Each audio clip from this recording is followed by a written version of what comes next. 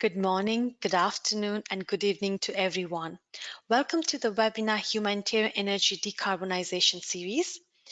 As you know, this webinar is organized jointly by UNITA, GPA, ICRC, and Energypedia.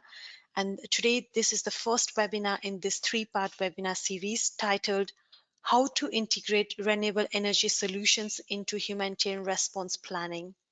My name is Ranisha Basnet and I'm working for Energypedia, and today I'll be your moderator for this webinar. So moving forward, just a quick recap about the webinar series. As you know, it's a three-part webinar series, and with this series, we are trying to look into how can we decarbonize energy infrastructure, especially in humanitarian and displacement settings. So this first webinar will try to frame the topic and provide you the background information. And then we have a second webinar in October 2021, where we are going to dive deeper into technicals. So for example, if you were going to do an energy audit, what kind of information would you need? Where would you get that information? How can you power healthcare? What kind of technical steps would you need to take, and so on. And then in November 2021, we will have another webinar where we will showcase selected cases or case studies of decarbonization in humanitarian settings. We hope you'll join us for all three webinars, and the invite to both the webinar in October and November will be sent out in a follow-up email that will go out tomorrow, and we really hope that you'll join us for all three of them. So before we begin with the presentations, let's have a few housekeeping rules. So today we are taking questions, and first we'll have all our presenters present, and then we'll have a Q&A round where we will collect all the questions. So we do encourage you to send your questions by tapping in the question box in the chat. In case you don't see this question box, try to click on that orange icon, and then the question box will expand, and there you can type in your questions.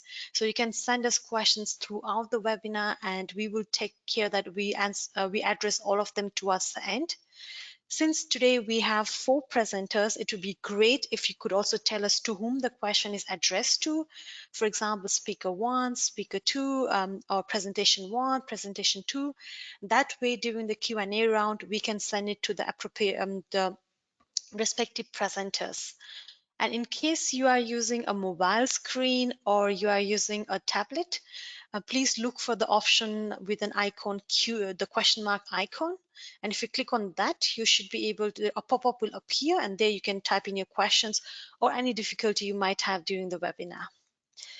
So let's have a quick look at today's agenda. Today we have 4 presentations. We will start with a presentation from ICRC about why the topic of decarbonization. Then we will have a presentation from GIZ where we will see a case study of decarbonization process. Then we will jump into a presentation from Climate Action Accelerator, where our colleague will talk about baselines for decarbonization and solutions roadmap. And finally, we'll have a presentation from Imperial College London on what are the financing needs in decarbonization. And finally, we will have the Q&A round. So without further ado, I am happy to welcome my first presenter for today, Catherine from ICRC. Catherine has over 10 years of experience as an expert in environmental management, and today she is going to talk about the decarbonization process and talk about from her experience in ICRC. So Catherine, I'm going to send you a request to share your screen.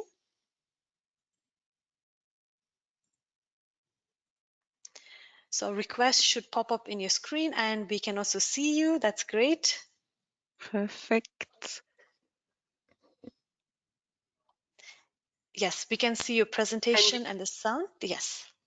Fantastic. Thank you so much. And thank you for the opportunity to present today. I'm very happy to kick us off on this topic. I'm ICRC's Environment and Climate Change Advisor, meaning that I support the organization on environmental sustainability projects and how to integrate climate risk into our program and operations.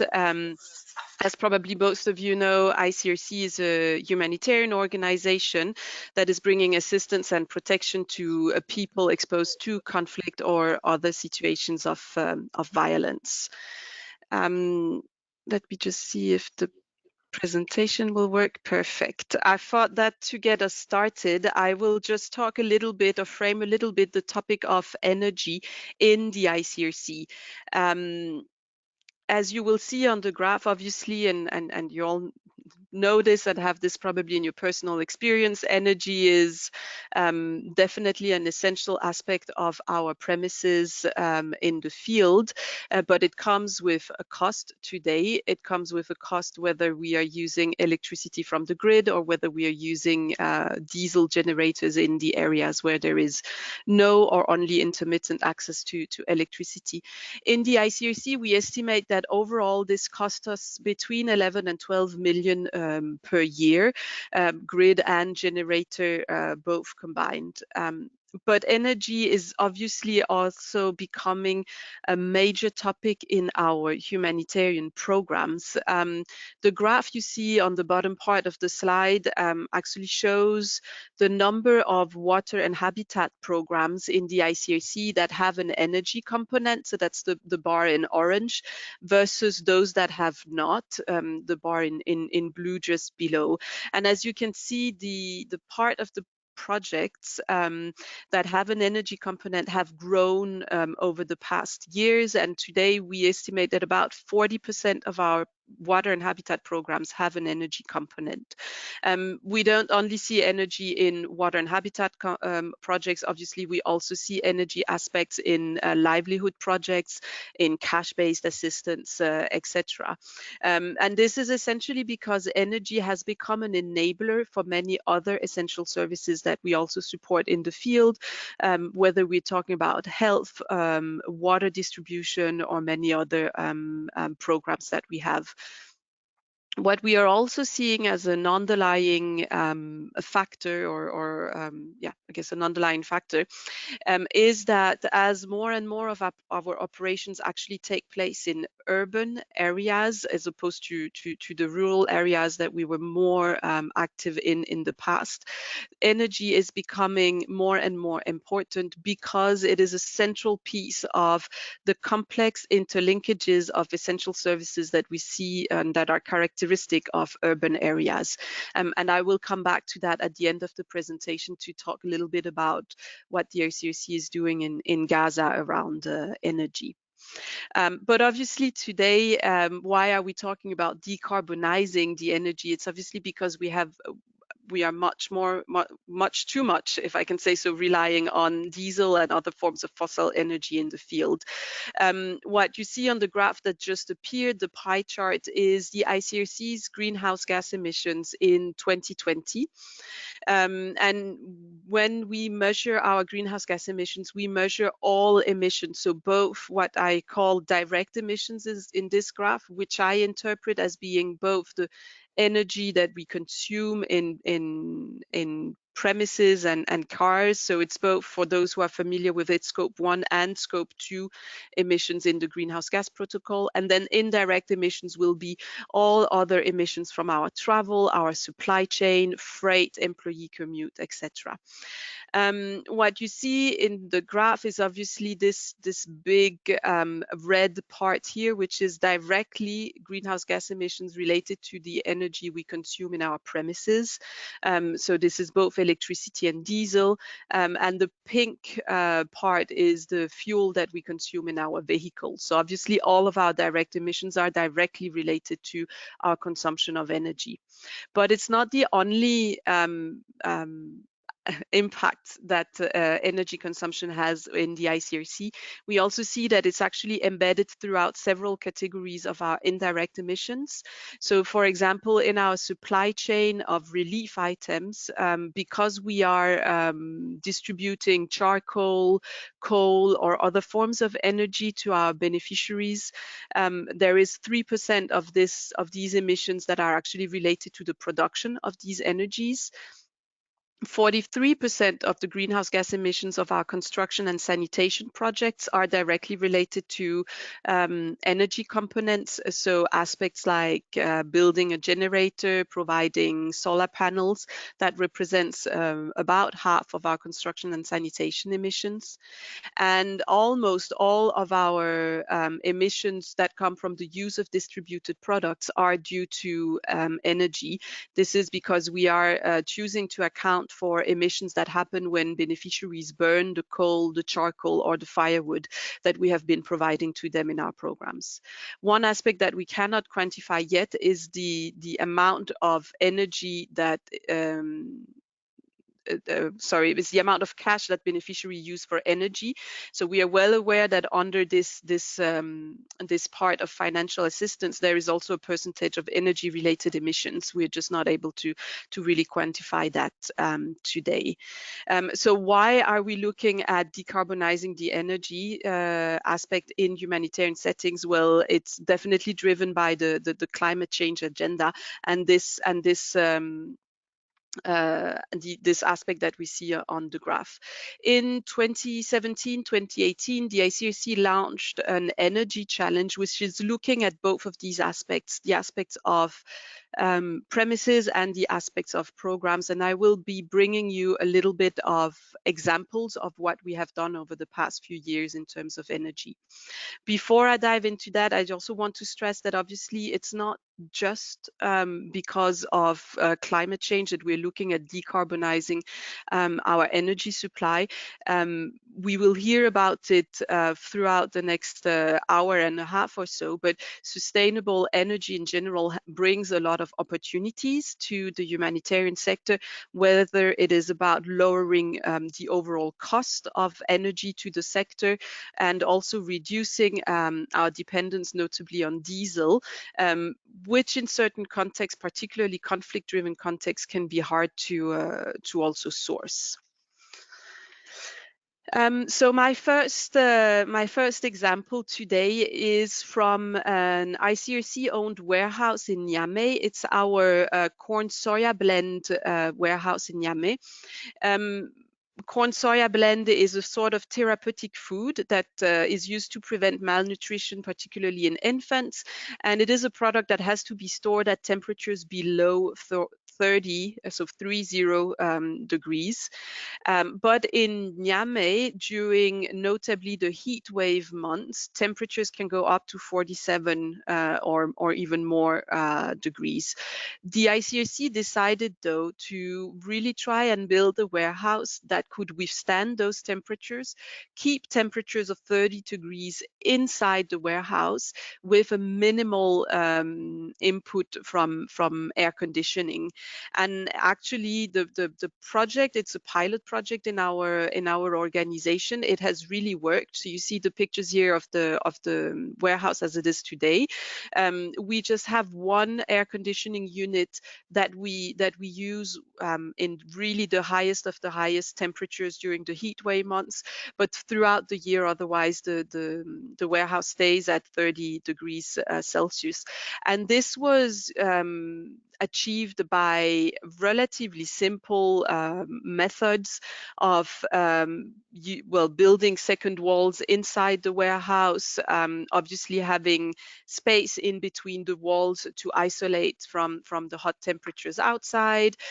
We obviously have the double metal entrance doors that you see there that are painted in white, which is a relatively simple approach, and many others that I can send details about if you're interested. I'm bringing this example up for two reasons. I think when we're talking about decarbonization of energy systems, it's important to not only look at solar energy, but actually energy efficiency in general, and reducing the amount of energy that we have to use or that we consume is actually a key aspect of decarbonizing our energy, supply. Another learning that we can take from this example is maybe the cost and return on investment aspect. The warehouse did cost, actually the investment was exactly the double in comparison to building a standard warehouse using standard solutions and most notably air conditioning solutions. But there is a return on investment after 5 or 6 years. And I know that we're going to hear back about this upfront investment being a challenge in the humanitarian sector for this decarbonization approach, but it is one that, well, it is one of the aspects or the environmental areas that we are working in where we actually have the chance of having a return on investment. And I think that this was, to me, quite important to insist on. Another energy efficiency example, and here much more closer to actual humanitarian intervention. This picture is from Ukraine, so there a different setting where obviously the cold winter months are more problematic than summer. What you're seeing on this picture is distribution by the ICRC of insulation material for people's homes, homes that were largely impacted by the conflict, and areas where people have, where it is harder and harder for people to actually access, afford coal for heating. This project came after another project that we also did in Ukraine of distributing LED lights that people could install in their homes, from the same constatation that people had a harder time actually affording the electricity. And so the thinking of the project team here was that actually rather than distributing coal or supporting people with cash to pay their electricity bills, well, let's try to actually reduce their energy needs in the first place. And it was the LED distribution was a very successful project. It was recognized as well by the local government as supporting their energy efficiency actions. The insulation, we actually had different difficulties in terms of also realizing that we also needed to support people in the proper installation of the insulation material for it to actually bring the right results. But I think that I'm really stressing these two energy efficiency examples because I want you to keep that message with you today, that energy efficiency is also an option, and it is an option even in our context and in our humanitarian operations. I obviously can't talk about decarbonizing without bringing the example of a solar project that we have done in the ICRC. We have done many at various scales, but also various levels of complexity. I think the one that I'm bringing to you today is a rather mixed project in terms of results. This is the example of our microgrid installation in our warehouse in Nairobi in Kenya. The microgrid is what you see in the container box here on the picture. It is linked to the solar panels that are on the roof of the warehouse that you see on the other part of the picture. It is also linked to the national grid and to a backup diesel generator. And inside the microgrid itself, we have a large amount of lithium-ion batteries. The purpose of the microgrid itself being to maximize at all times the use of the solar energy that we get from the panels, while absolutely minimizing the amount of time that we need to turn on the generator, even during grid interruptions. Why am I saying that it was a mixed success in the end, this project?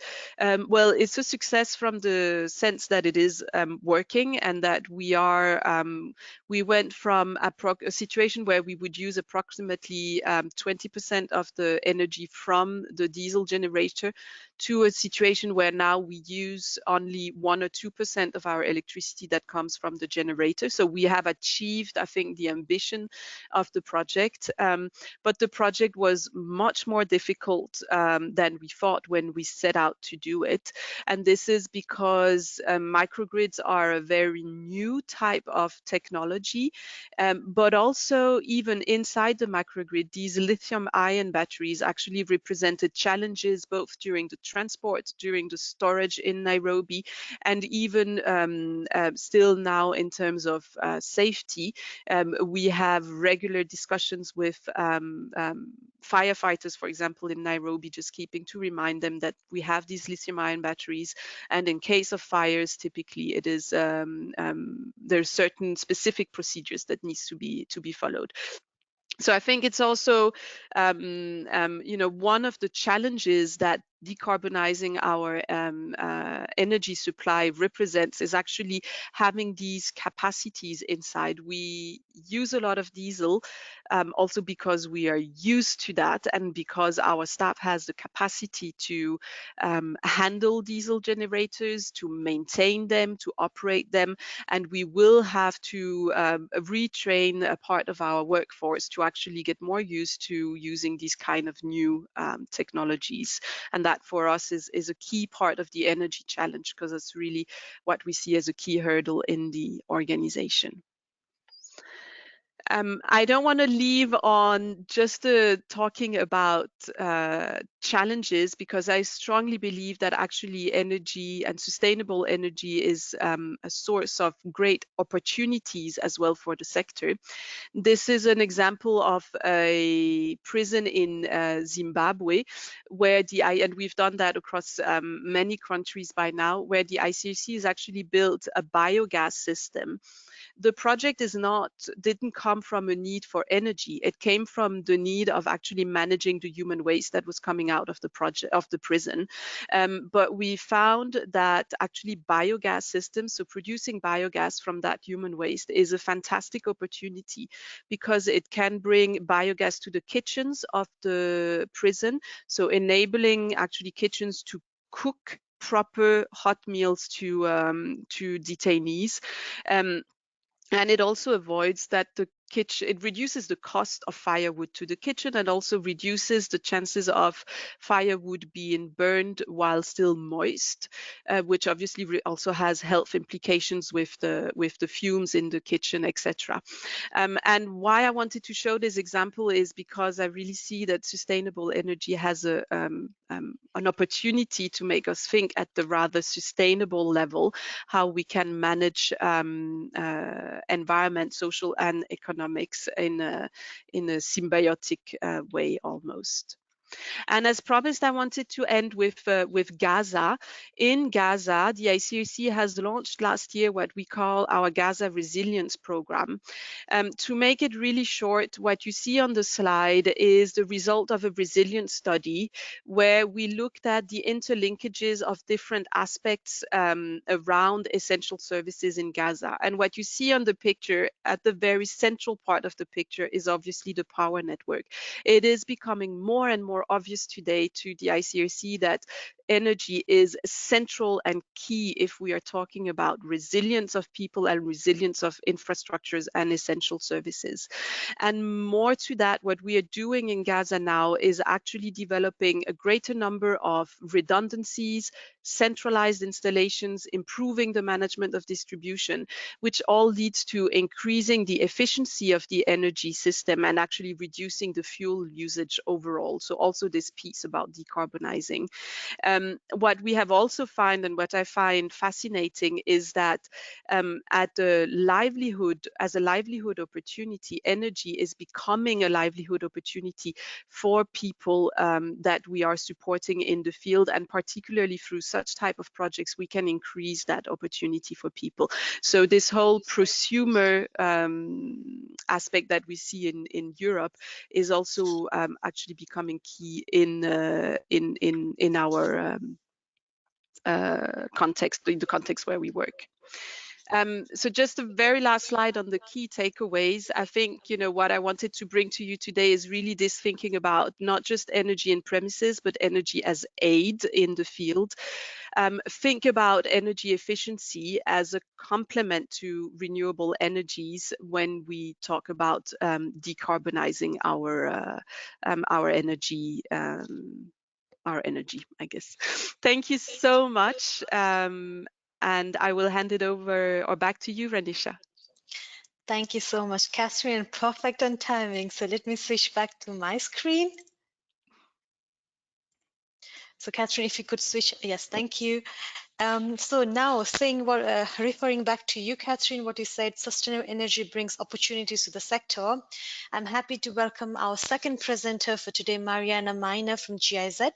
Mariana is a sustainability professional with over 10 years of experience. And today she is going to show us a decarbonization case study from GIZ. So Mariana, we can see you. That's perfect. So I'm going to send you a request to share your screen. So if you could share your screen, we can begin with the presentation. Can you see my screen now? Yes, please. If you could put it full screen mode.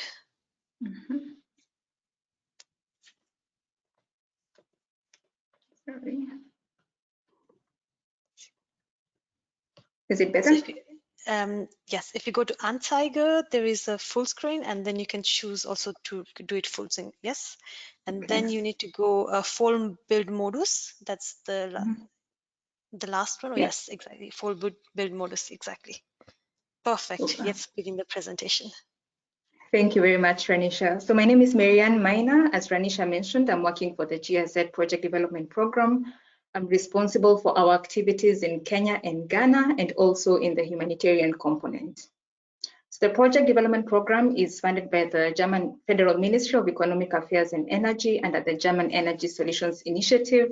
The main objective is to promote sustainable energy solutions worldwide, as well as to contribute to greenhouse gas emission reductions, as well as climate change.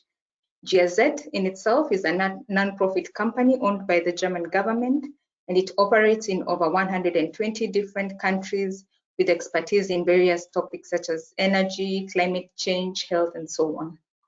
The Project Development Program, PDP, in itself provides technical support not only to humanitarian agencies, but also to the commercial and industrial scale projects to explore renewable energies through support to pre-feasibility assessments. We are currently present in 18 different countries. Sorry about that. I was trying to minimize my screen. We are present in 18 different countries, with the largest footprint being in Africa, but also additionally in Asia, as well as the Middle East. So why solar in humanitarian context? We realize, especially in the various countries that we are in, solar provides significant cost savings.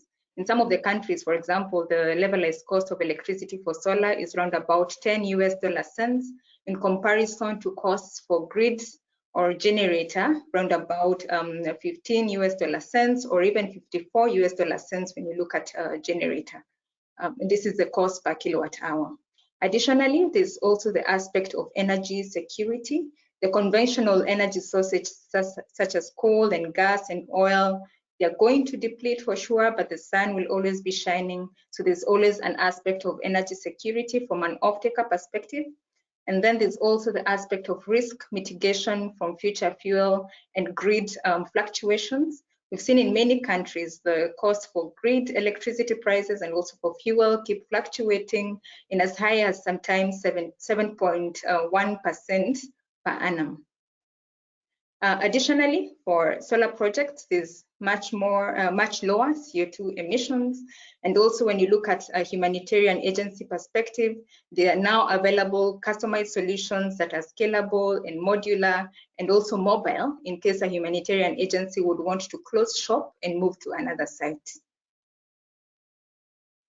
So this outlines the process of pre-feasibility assessments that we currently conduct. The first stage is usually the data collection and energy needs assessment. In this stage, we essentially look at the site, whether the area is available, for example. We collect electricity bills, for example. We assess what is the current electricity situation on site. Secondly, there's the load measurement perspective, where we have consultants installing meters. And in these meters, we are actually able to read what is the electricity consumption being consumed by the facility, not only read from the utility bills, but actually measuring from the meter. And the third aspect is a technical optimization, where we use technical optimization software, for example, Homer and so on. And with this, we are able to design what is the optimal system required for the site. And the fourth aspect is the economic analysis, where we try to show whether the case is actually has an economic advantage compared to the business case scenario or the baseline scenario. And what are the initial considerations that we engage or we encourage humanitarian agencies to check as during the pre-feasibility assessment process? I'm going to go through these 7 points. And the first is special requirements and site ownership. One, is there any ground or roof space available? And if there is, what is the total area? Because this is going to be a key significant determinant whether solar PV can actually be implemented or not. In some cases also, some of the sites are not owned, but also leased or rented. And you might need to talk, for example, to the landlord or the owner of the facility. The next aspect is the current electricity supply situation. Is the current electricity supplied from the electricity grid, or is it supplied from the generator? What is the price? What is the capacity of the generator? So these are the aspects we really check so that we're able to compare with the proposed scenario. And also, what is the pattern of operation? Both the daily consumption profile or the monthly consumption profile as well. In some situations, there's a mix. Maybe there's a humanitarian agency, but also there's a residential facility there. And in a residential case, the electricity consumption is usually in the morning or in the evenings, and the sun is usually shining during the day. So you might need to check, how does my daily consumption profile look like? And this will advise whether we incorporate storage solutions or only a solar PV solution by itself. The monthly consumption profile, in some cases, some agencies might close shop, for example, in December when it's holiday season, and this will also be a key determinant in the input of the technical optimization process. And what are the regulatory requirements in the various jurisdictions? For example, in some countries, we see that the policy called net metering is allowed. And in this case, you're able to inject electricity to the grid, and you can get compensated for the power that you inject to the grid. In some countries, there's also a cap on the solar PV system size. They can say, for example, you're not allowed to install a PV system greater than 50 kilowatt peak or so. And also, you might need to check what are the licensing requirements. Is there any limitation on business models, for example? Are there permits? What is the processing time that I need to implement my project? And so on and so forth. And with regards to business model, there are 2 key business models that we've seen with the projects that we've undertaken. One is the engineering, procurement, and construction model, where a humanitarian agency is the owner of the solar plant, and they're the ones who enter into a contract with an EPC contractor, as well as an operation and maintenance contractor. And the humanitarian agency is essentially responsible for the solar project throughout the lifetime of the project. In the second scenario, there's a solar company, and the solar company essentially guarantees the agency that they're going to generate a certain amount of solar electricity throughout the lifetime of the project. And they're the ones who enter into a contract with the financier, with the EPC contractor, and the operation and maintenance contractor. So here, there's also the aspect of what is the motivation of entering or implementing a solar PV project. On the one hand, the motivation could be you want to reduce electricity costs. On the other hand, can be the motivation of I want to be completely renewable. I do not want grid or generator. So we can look at these two types of scenarios, an on-grid solar project or an off-grid solar project. There are many other different types of solar PV systems, for example, hybrid cases where you can also connect to the generator and the grid. But in an on-grid solution, for instance, it's only the solar project and the grid is there, for example, serving the consumption at night or in the morning when the sun is not shining. And then there's also the aspect of the off-grid solar, where when the sun is not there, there's a battery involved. In this aspect, you can see the red line.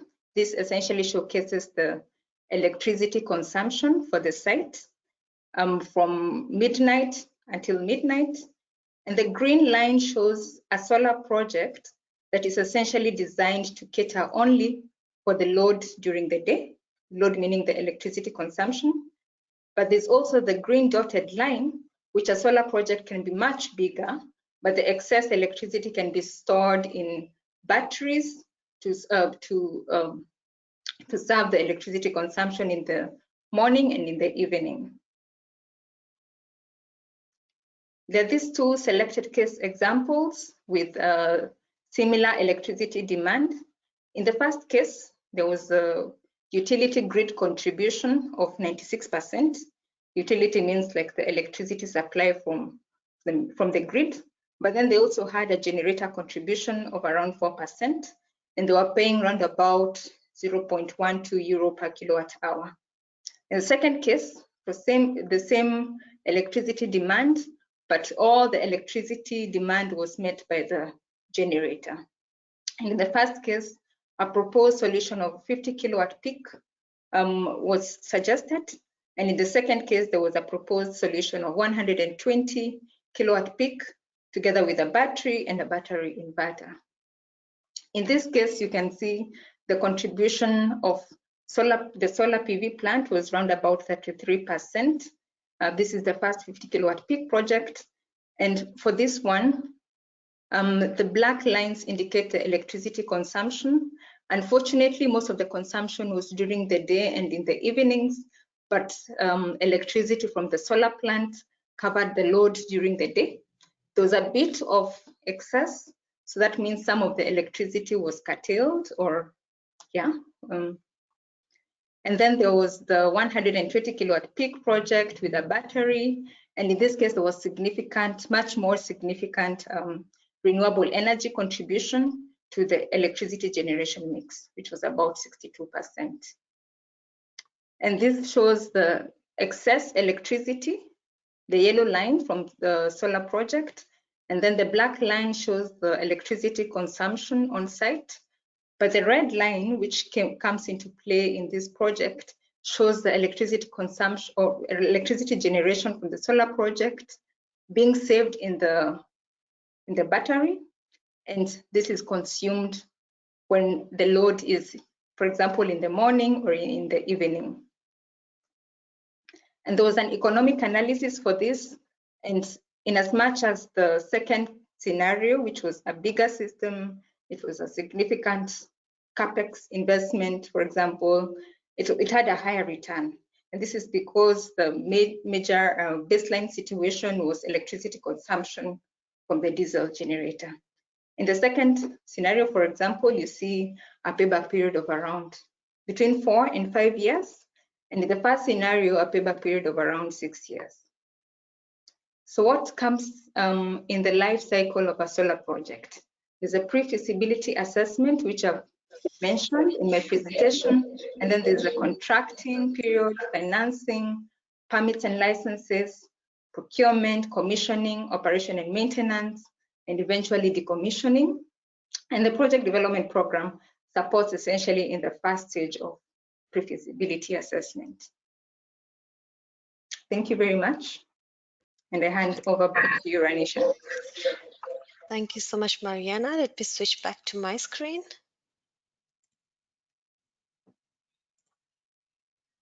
So if you could also switch off your camera, that would be great.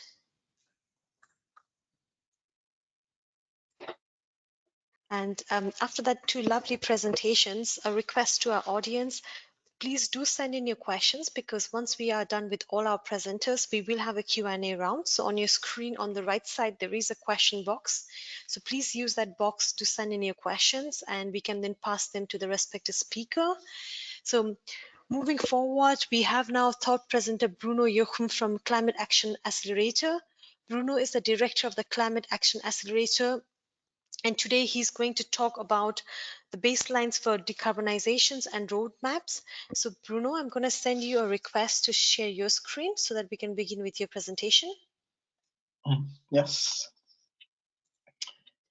So we can hear you loud and clear. So if you could accept my request, we can begin with the presentation.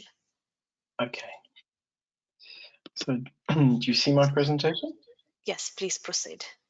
Okay, thank you. So good afternoon, everybody, and my apologies for not appearing on the camera, because I have a problem of to actually initiate it.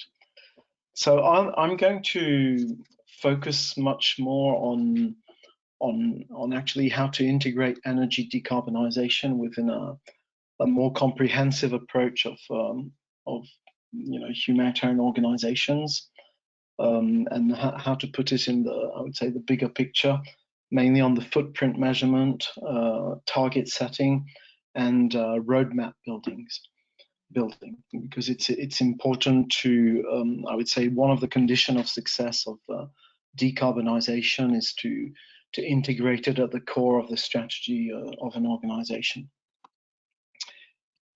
So I'll start with something very practical. I mean, Catherine already presented the footprint of the ICRC.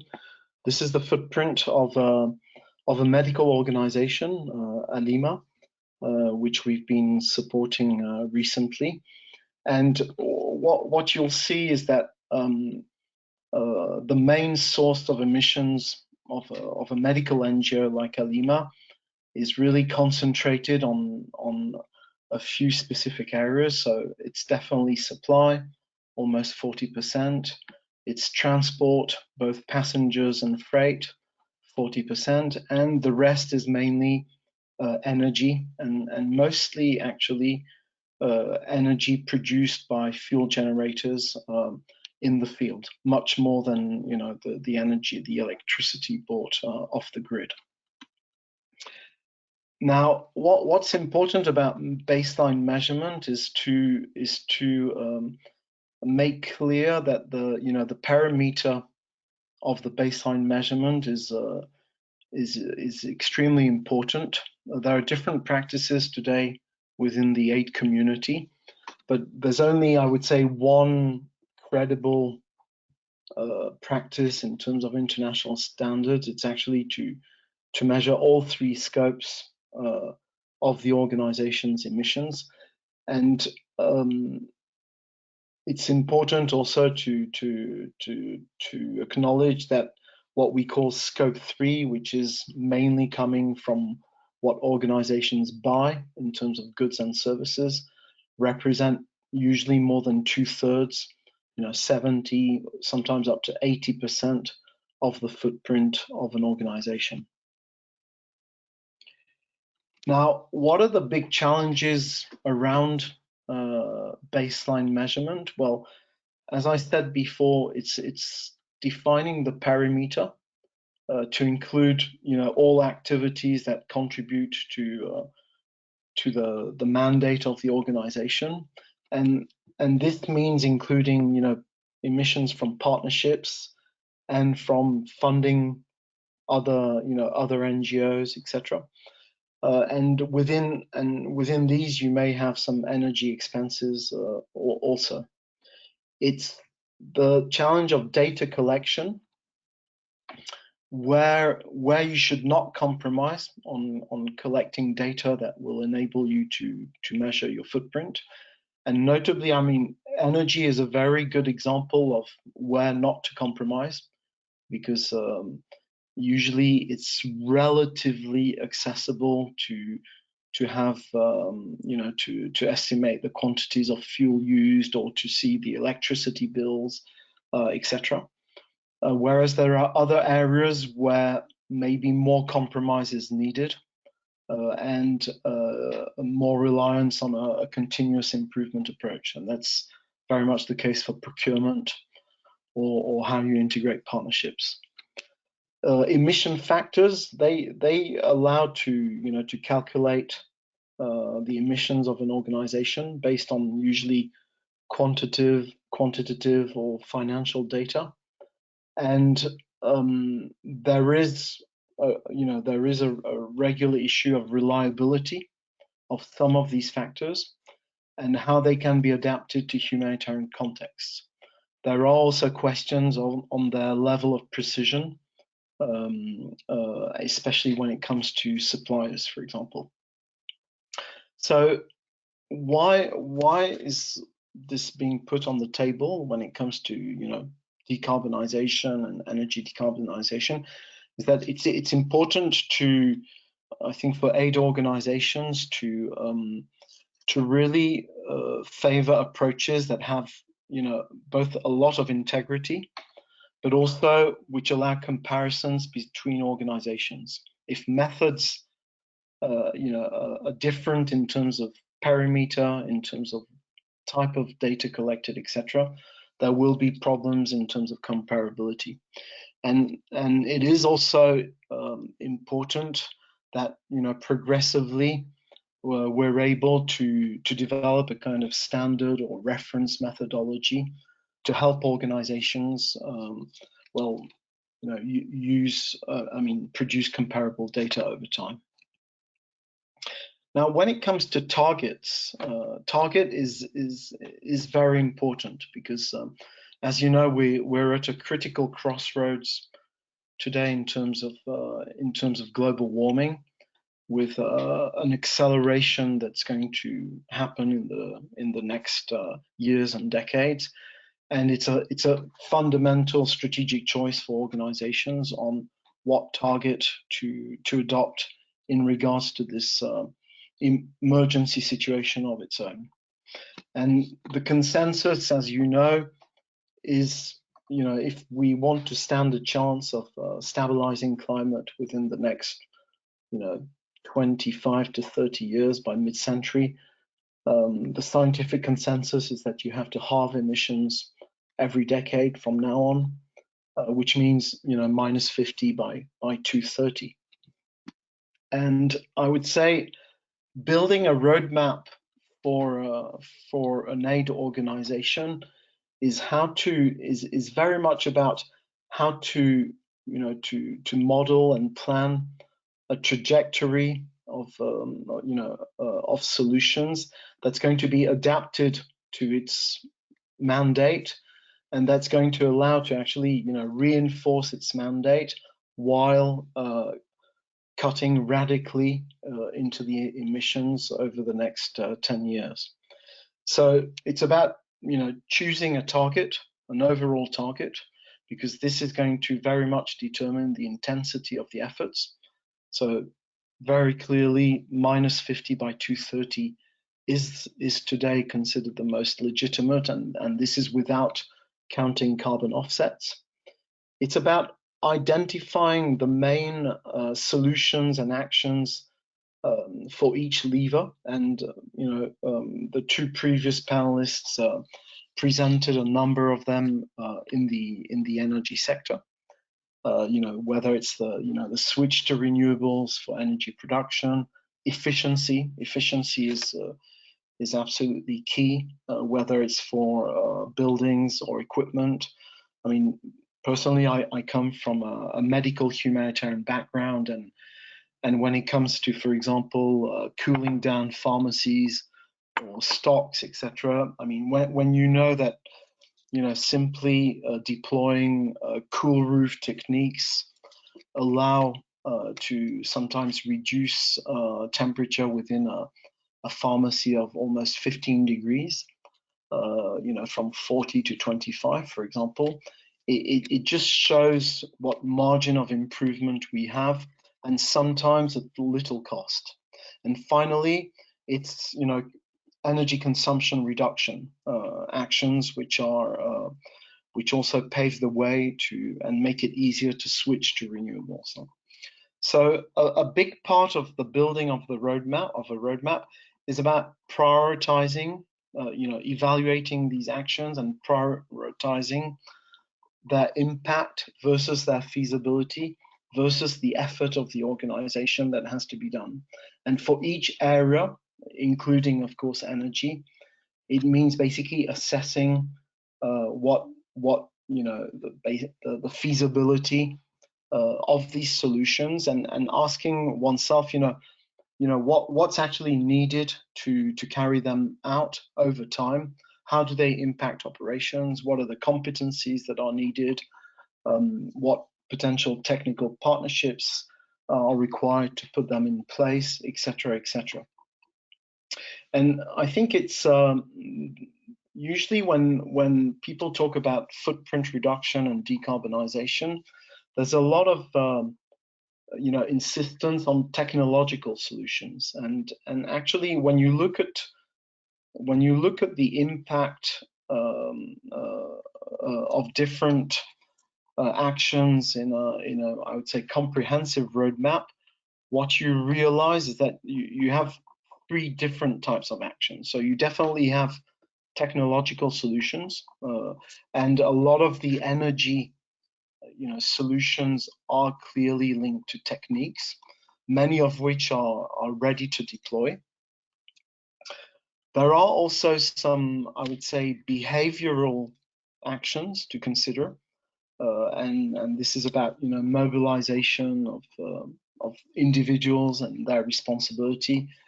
It's what people put forth a lot with good office practices, etc. But the bulk of the decarbonisation effort is really around policies and processes, and how you integrate environmental considerations in decision making, and that's definitely the case for transport and travel and for procurement, and so it's important to understand that there is, I mean, one of the conditions of success for a decarbonisation roadmap is to put a full emphasis on this, core part, which is about internal policies and processes. Now, what are the key steps, the next key steps that are, that are needed? Well, it's about modelization, and based on a solutions mix that has been identified. It's about quantification of the expected results and going for milestones that the organization can reach over the, for example, the next period of 10 years. It's meeting the human challenge much more than the financial challenge. I mean, our work until now tends to show that a lot of the savings cover a big part of the investments needed. So it's a lot about reallocation of means, but raising the competence within the organization to actually deploy a lot of these solutions is critical. And then it's about implementation, monitoring, learning, and adjustment. And I'd like to give the example, to be more practical, of what does a trajectory of decarbonisation look like. And here you have the work that's been produced by the National Health Service of the UK, which is the first big public health administration to produce a decarbonisation roadmap. And what you see on this graph is their level of emissions as it has evolved, and which would in normal times be expected to actually increase over the next years because of more activities, because of more investments. And that would be, of course, very much the case for most aid organizations. The natural pathway of an aid organization in the coming years is for many actually to grow and to see, therefore, a growth of emissions. Now, what's interesting here in this modelization is that they've actually pictured how each solution identified reduces the footprint to reach the target that has actually been, which is the aim, and which is at the end of the day towards what they consider to be net zero, but probably for the horizon of aid organizations, which would likely be a shorter term goal like -50 by 2030. And what's interesting here is how, through by considering external factors like the transformation of national grids, but also mainly internal levers, many of which are energy related, but not only. Well, they progressively reach their aim. Now, I'll finish there. I mean, when it comes to the Climate Action Accelerator, it's a newly born initiative which was launched at the beginning of this year, which is developing partnerships with a number of aid organizations, including the ICRC, several medical NGOs such as Alima, Médecins Sans Frontières, and many others.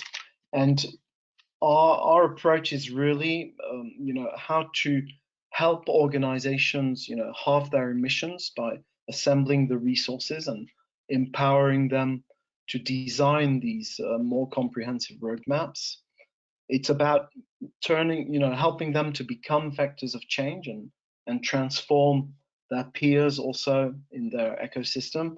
And it's about sharing climate solutions as a common good within a greater community of practice and open source. And I think I'll stop here and give you the floor back. Thank you. Thank you so much, Bruno, for highlighting the steps. And now I'll go forward with our last presenter for today. So Philip, I'm going to quickly introduce you first. I'll share my screen so that I can introduce you. So 1 second, please. So I'm happy to welcome Philip Sandle from Imperial College London. Philip is a research associate, and today, since we talked about different approaches to decarbonization, what we are missing is the funding aspect, which is also one of the key ones. So that's where Philip comes into play. So Philip, now I'm going to send you a request to share your screen so that you can begin with your presentation.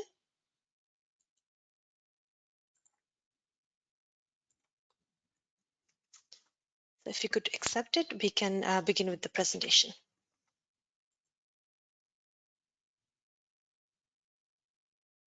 Sure.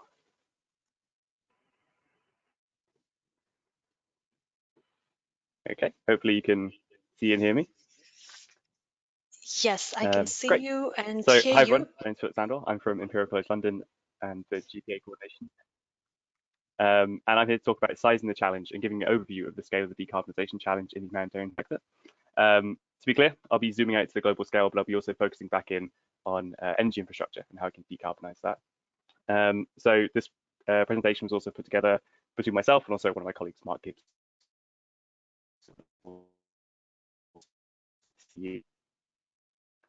So in terms of understanding the GPA, understanding the challenge, I mean, the first thing that we've heard from the other speakers already is that understanding the challenge is a challenge in itself.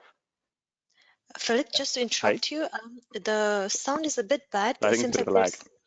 Yes, if you mind switching off your video, it seems like there is some network issues. So please switch off your video so that we can hear you better. Perfect. Sure. Hopefully you can hear me a bit better now. Yes, it is much better. Thank you. Great. Thanks. Yeah, as I was saying, and as we heard from the other speakers, understanding the challenge is a huge challenge in itself.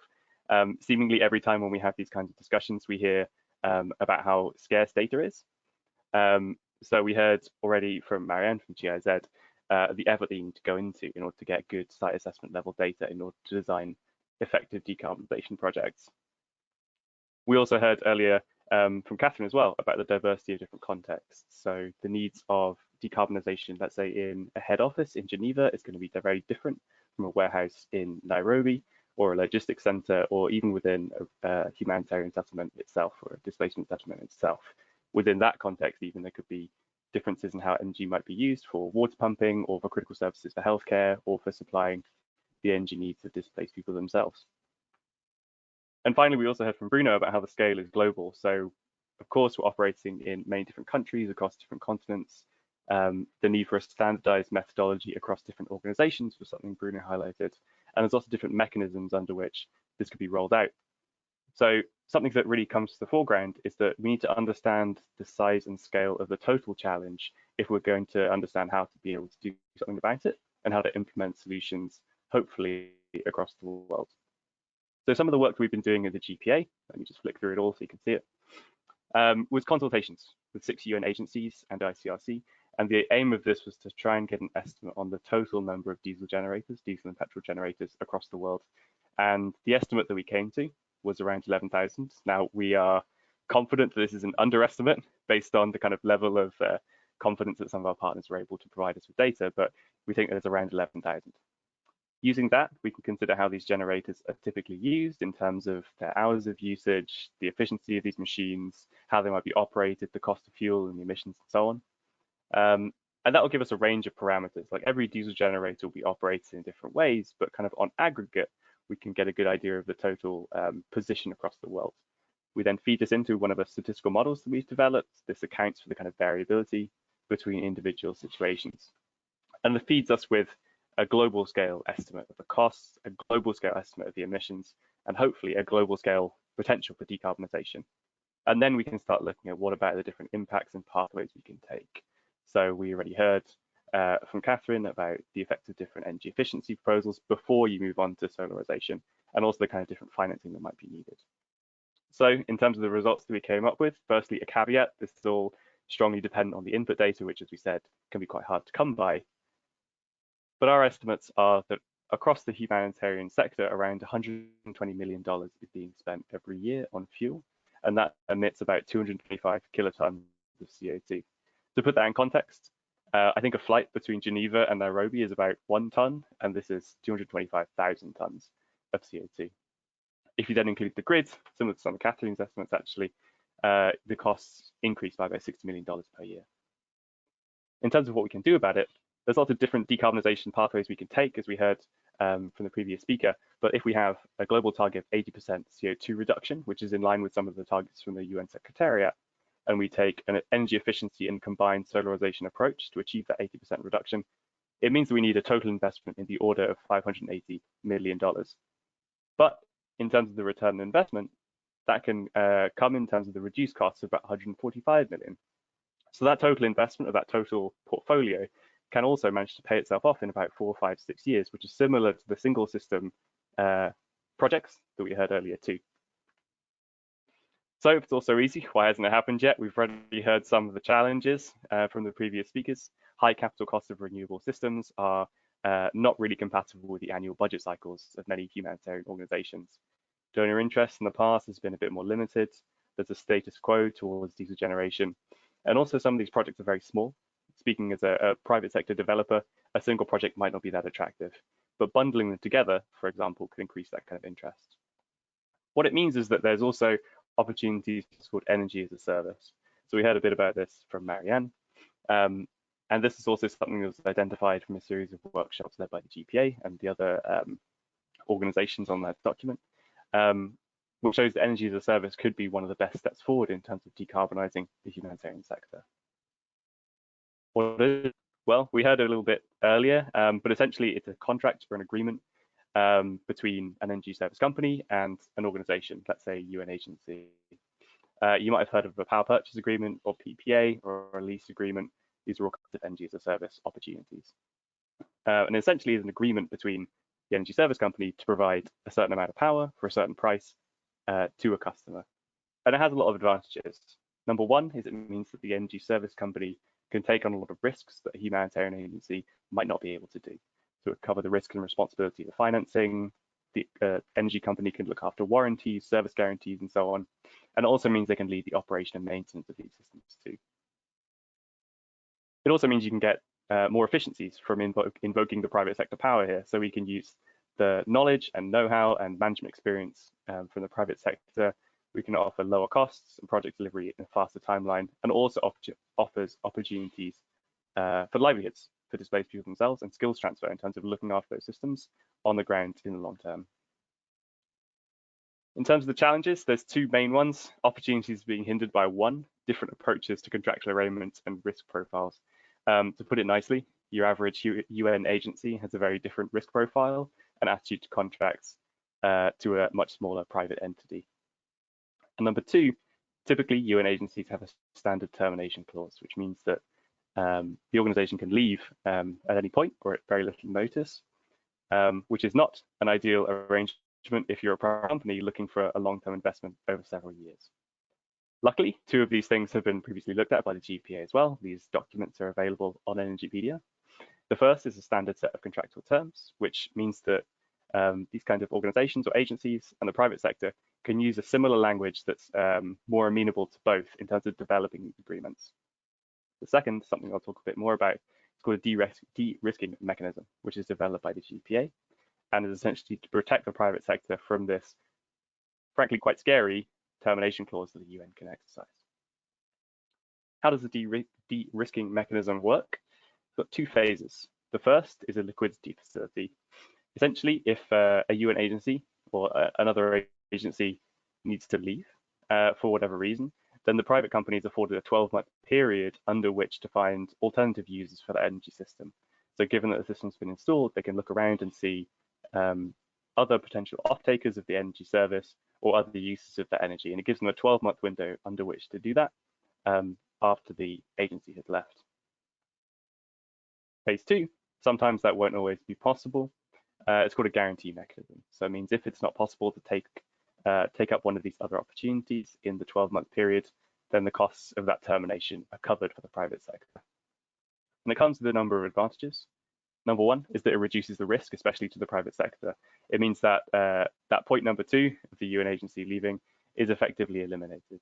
And it means that the risk to the company is much reduced. Hopefully that will encourage more bids by private companies that now can take on a lower level of risk and you have more interest in your expressions of interest. From there, you can hopefully provide energy to anchor clients. So a humanitarian agency could be the anchor customer within a mini-grid, for example. That could allow opportunities for cross-subsidization for other users, let's say displaced people themselves. And finally, and perhaps most importantly, it means that each actor in this can focus on their own core mandates. It means the agency or the organization can focus on delivering services to displaced people, and the energy service company can do what they do best in terms of supplying energy. This isn't all theoretical. There are a few examples in action. We heard about some earlier, but also we have the IOM base in Malakal in South Sudan has been implemented under an energy as a service model. UNHCR looking at 10 sites across East Africa, and the EOI has been completed. And there's also a multi-agency decarbonisation project happening in Nigeria. For the accountants among us, leasing can be flagged as a possible loan under international public sector accounting standards. And some high-level modelling, different from what I showed earlier, suggests that a small fund, of just $6 million, could underwrite a much larger investment, 10 times larger, of $65 million. So having just a smaller investment can unlock 10 times the funding, and that could translate into around 700 humanitarian facilities.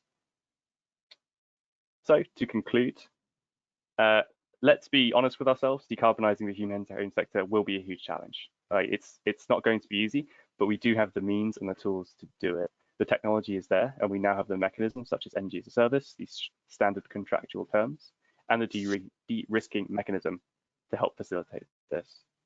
And finally, the opportunities and benefits should be shared with local communities, either through involving them in the projects themselves or extending the opportunities that electricity can bring. Thank you very much. If you have any questions, please contact myself or Mark, or visit www.humanitarianenergy.org. Thank you. Thank you so much, Philip. And let me now switch back to my screen.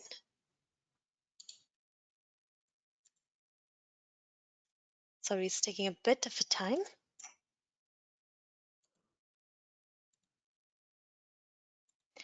So now we come to the fun part, the Q&A session, we have a lot of questions coming in, and I would request all my presenters to switch on the camera so that we can see you back on the screen.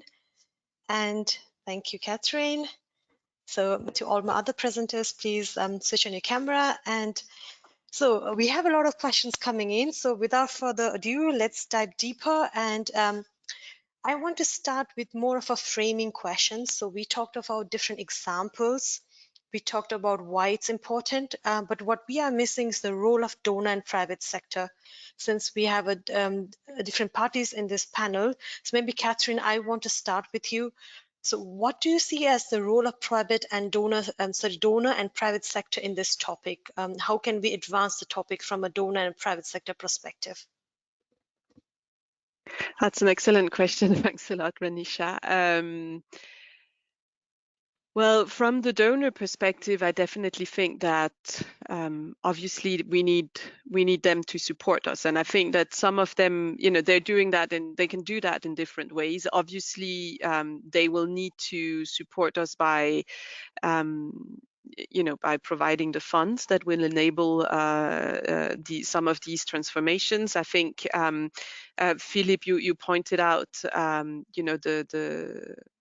the capacity that a little investment can, demultiply in these circumstances. So,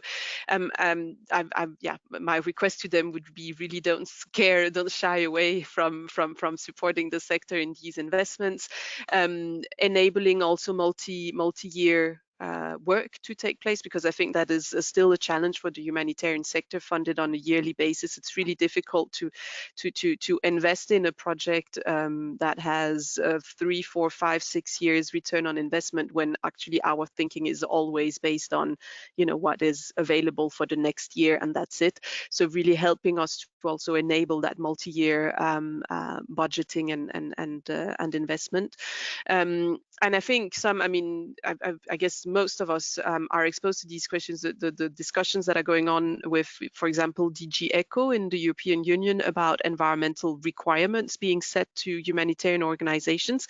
I know that I may not be so popular when I say this, but I do think that is very useful as well to get the humanitarian sector kickstarted in integrating and taking a more systematic approach to some of these questions. I think we've all presented really nice projects. The ICRC particularly, at least, has run many pilots and have a compilation of what we call best practices available.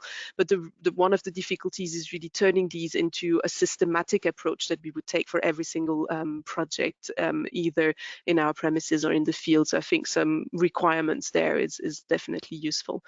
On the private sector side, I think they have, to a large extent, gone through a lot of this already. So being open to share with us their learnings, the technologies, being available to partner, also taking the risk to actually invest and support us in contexts that are more risky than what they're used to. Probably usually would be my call to the private sector more specifically. Thank you, Catherine. Mariana, since GIZ works also a lot with private sector, do you have something to add to that? Yeah, so I see a big significant contribution with a matchmaking aspect, with a wider network that development organizations have, both with public and private sector, so they can sort of support bringing these two together.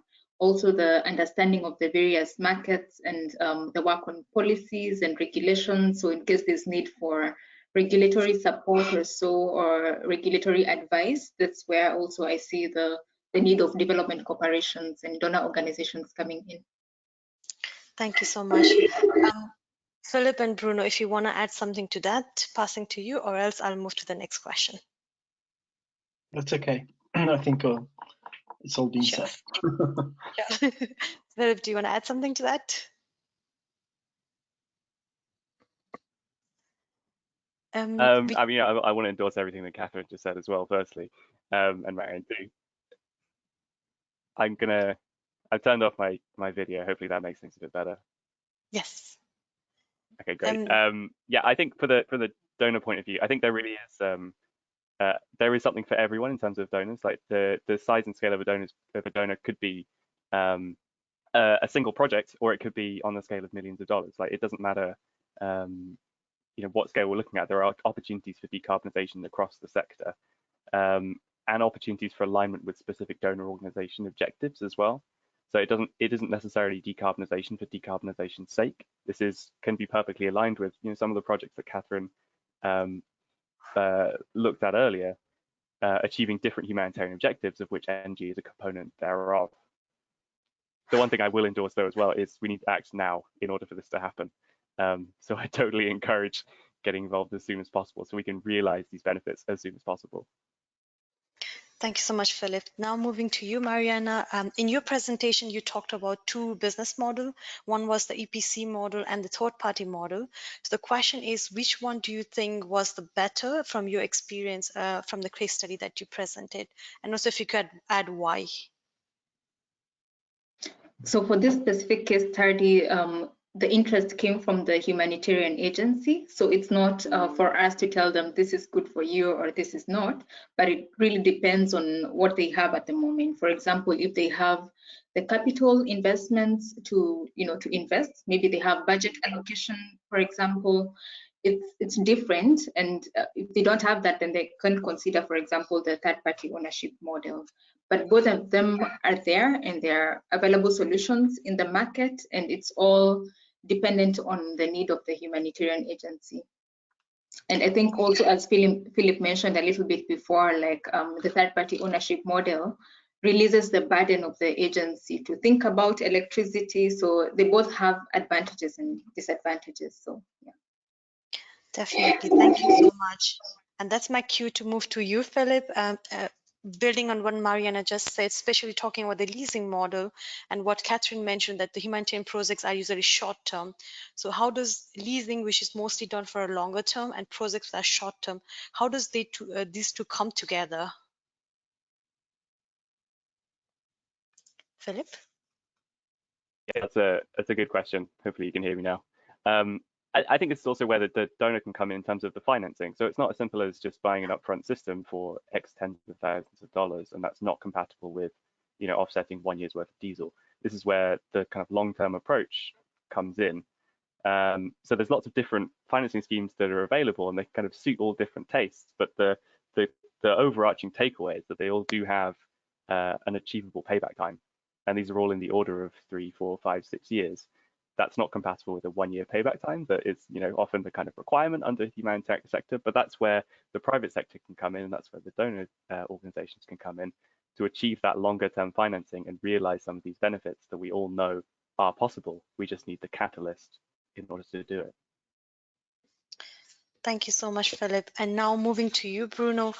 We talked about the different steps for setting baseline measurement, and you talked, one of the things you mentioned in your presentation was the things that people usually miss out on the baseline when you are setting up your baseline measurements.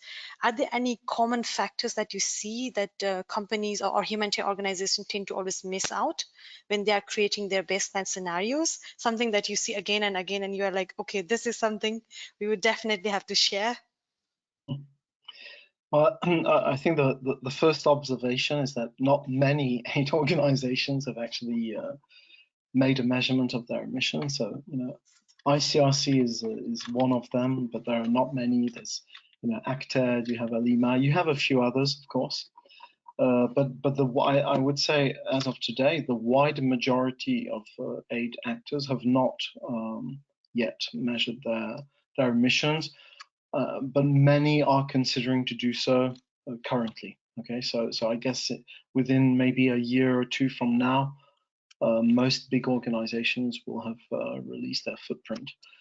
Then another common observation is that I would say there are even fewer organizations who go for the full scope of their emissions. Okay, so you still have in the aid sector this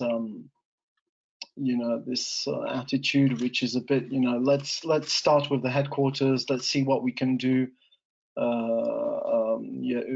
outside the field, and then we'll be more ambitious. So, and when you look at the footprint of an organization, and it was presented as such, by Catherine and myself. It's the very big part of the footprint is linked to supplies and transport, which is mainly around field activities. And the headquarters is not peanuts, but it's not much in the footprint.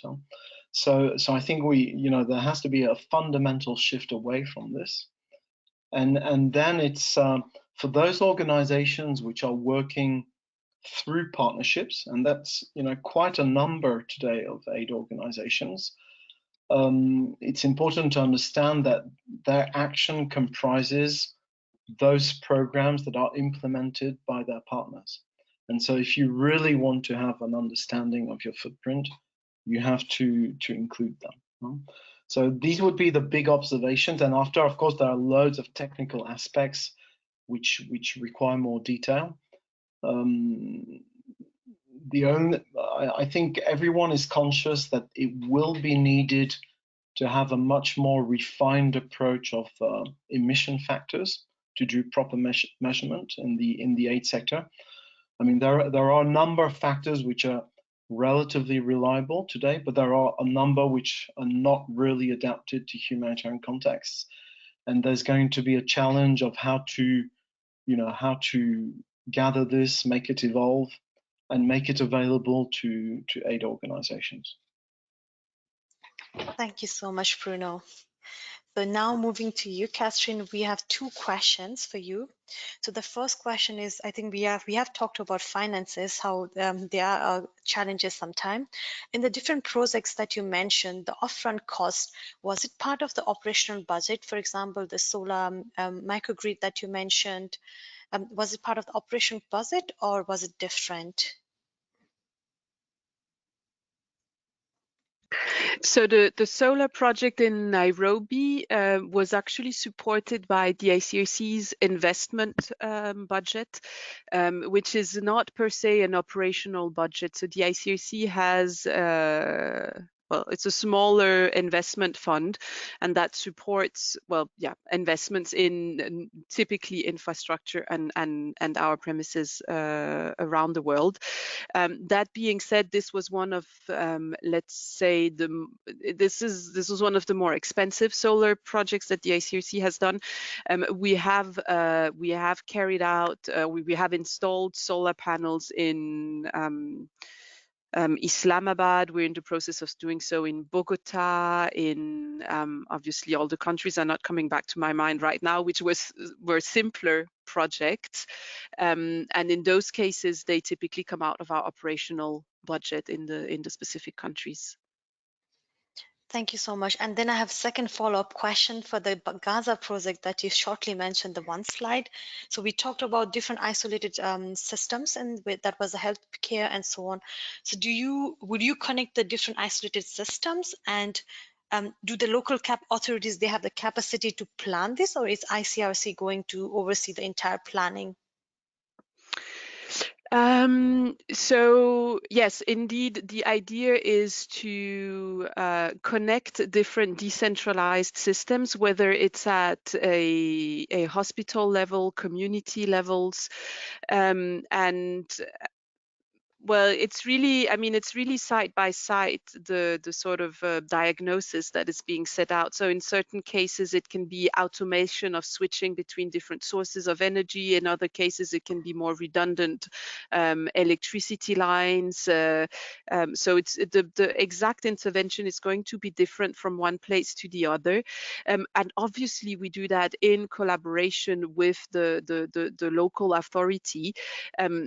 Now, I'm not sure what is meant by planning per se. The study and the plans of intervention is something that the ICRC is setting out, that we are finding the funds for, but obviously things that are being discussed at national and local authority level before they're being implemented, for sure.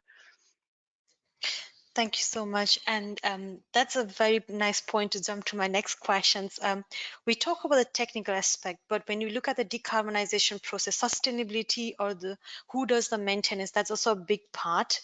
So the question that is both to you, Mariana, and Catherine, because you both presented a solar project, is in both the cases, who is going to look at the long-term maintenance of these solar mini grids? And what do you see the role of GIZ or ICRC in promoting the sustainability of the project, especially because you are working with lithium batteries? Mariana, if you want to go first, and then I pass it to Catherine. Sure, happy to do so. Thank you. So I think, again, it also depends on the model. So say, for example, a humanitarian agency purchases the system, we highly encourage them to also enter into operation and maintenance agreements, contract agreements. So not just to buy the system and close it at that, but also engage an operation and maintenance service provider to ensure that the project fulfills the 25-year lifetime it's supposed to do. So that's a case over ownership, but in case it's a third-party ownership, it's much easier because the solar company is responsible for all the operation and maintenance.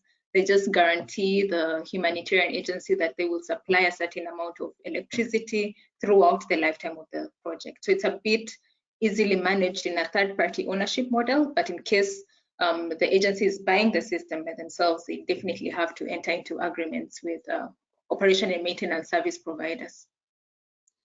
Thank you so much. And back to you, Catherine. Thank you.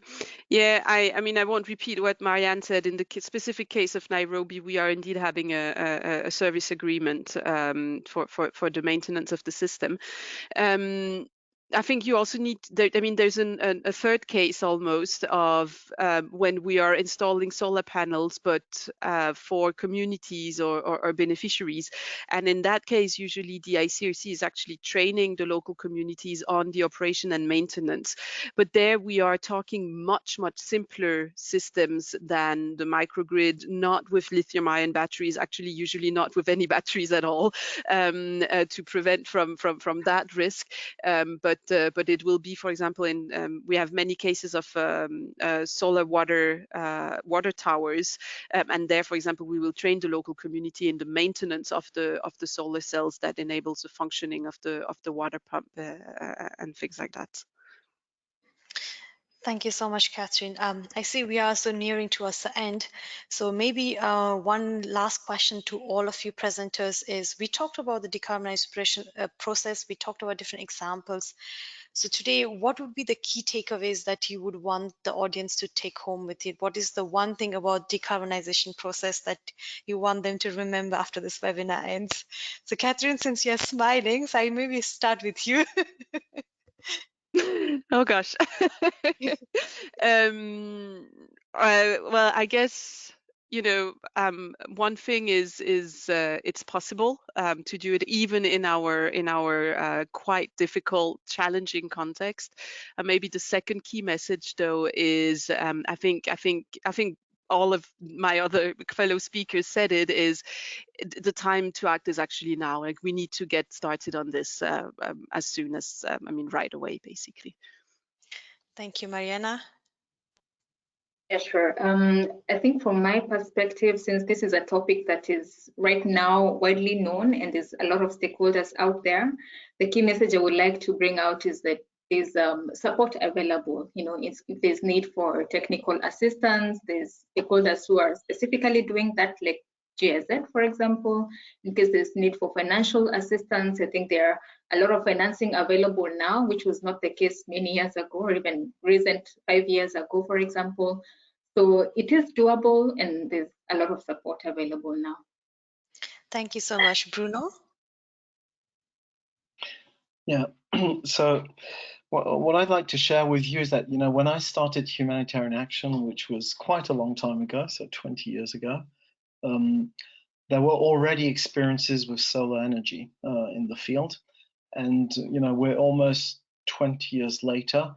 And what I sense is, even though there's been progress, we're still very much in an incremental approach. And I think, my message is, it's time to shift much more radically. It's time to say within the aid sector that, that fossil fuels have been until now the energy of first choice. And it's clearly still the case, It's time to say, well, in the decade to come, renewable energy is going to be the default energy, and we'll only keep fossil fuels as, for backup systems. And I think so. It's it's going to require a big transformation. But I think that if organizations don't take these, these political pledges or fixed targets, and Philippe talked about, probably you can reduce fossil fuels by perhaps 80% in the next decade when it comes to electricity production. Well, without setting ambitious targets, I'm afraid that the incremental approach may only deliver too small progress versus the challenge we're facing. Thank you, and back to you, Philip. Yeah, I'm going to repeat what others have said, but it's important, so it bears repeating. We have the technologies to achieve decarbonisation. We are learning about the mechanisms that actually make it work in practice. So if we are going to credibly discuss some of the decarbonisation targets that organisations have, we really need to act now. Thank you so much. And to add to that, my message would be, let's not forget energy efficiency. Catherine rightly pointed out the potential energy efficiency has in the process, so let's not forget that. And with that, let me just quickly switch to the last slide. So with that, we come to the end of the webinar. So a huge thank you to all my speakers for today, to all my listeners who have stayed with us till the end. We hope you enjoyed and find it useful. As usual, any feedback, we welcome all feedbacks. You can send them to us at info@energypedia.info. This webinar is recorded. The presentations are available after the webinar, so you can find them at the link that you can see on your screen. We will also send out email after the webinar so that you can access the link. We do invite you to join us for the second webinar. I hope we have convinced you it's a great webinar, so you will join us for the second one, and the link to that my colleague will shortly share in the chat, and we'll also share it in the follow-up email that we'll send out. So a huge thank you to all of you. I wish you a good afternoon, and I hope to see all of you in our second webinar. Thank you, and bye-bye. Goodbye. Bye-bye.